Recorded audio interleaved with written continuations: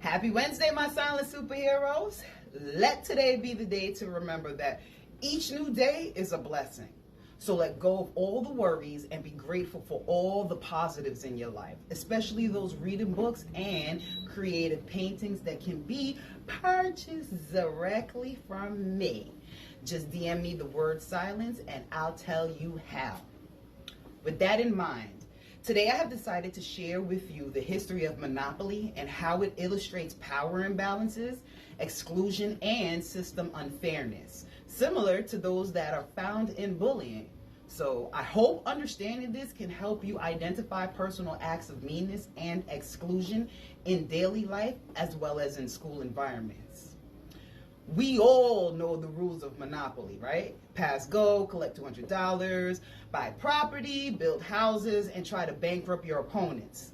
But what happens when you are forced to play a game where the board is tilted, the rules are consistently changing against you, and you are never allowed to pass go for 400 rounds? Well, my dear silent readers, that is exactly how Monopoly was created.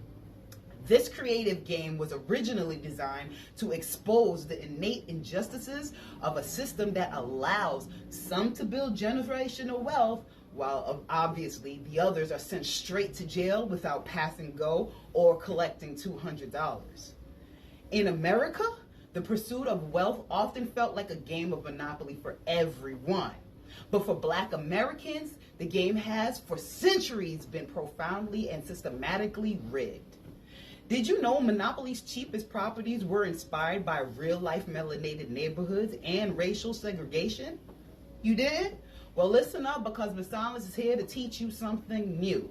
And if you already knew, well, give this video a like, and you can keep scrolling if you please. But anyway, back to topic on hand. The beloved board game Monopoly, now produced and sold globally by Hasbro, has a lesser known origin story, one that is deeply rooted in racism. And it all began in 1904 when Elizabeth Maggie patented a real estate game in the US. This game quickly spread across the nation, evolving into various versions and gaining widespread popularity. I remember my fair share of playing this game throughout my teenage years, and I can tell you this one fact. This is the only time I have ever went to jail. So anyway, however, in the 1930s, the version of the game took form in segregated Atlantic City, New Jersey. Beneath its colorful board and its playful tokens lies a more troubling reality. The game's property values reflected the distinct racial inequalities of that time. So streets like Park Place and Boardwalk, now the most expensive properties marked in dark blue, were once areas Black residents couldn't freely access.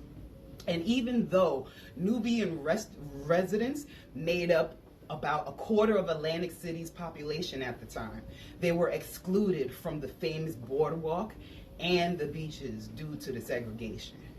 And that brings me to Jesse Rayford, a local realtor who helped create the version of the Monopoly game most people recognize today. And he did that by using real Atlantic streets. He assigned property values that reflected the city's racially segregated real estate market, according to author Mary Pylon in her book called The Monopolists. So streets like Park Place and Pennsylvania Avenue, where Black families were not permitted to live, became the priciest properties on the board. Meanwhile, the cheapest spaces, such as Baltic Avenue, were tied to low-income Black neighborhoods. For example, Baltic Avenue was a home to Clara Watson. She was a melanated maid who worked for a Caucasian family living on one of the game's most expensive streets, and that was noted by Pylon.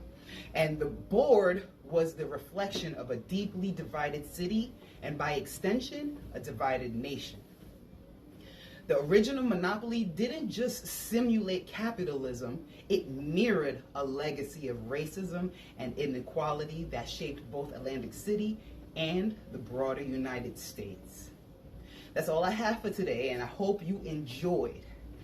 Silence Speaks Volume 777. Peace.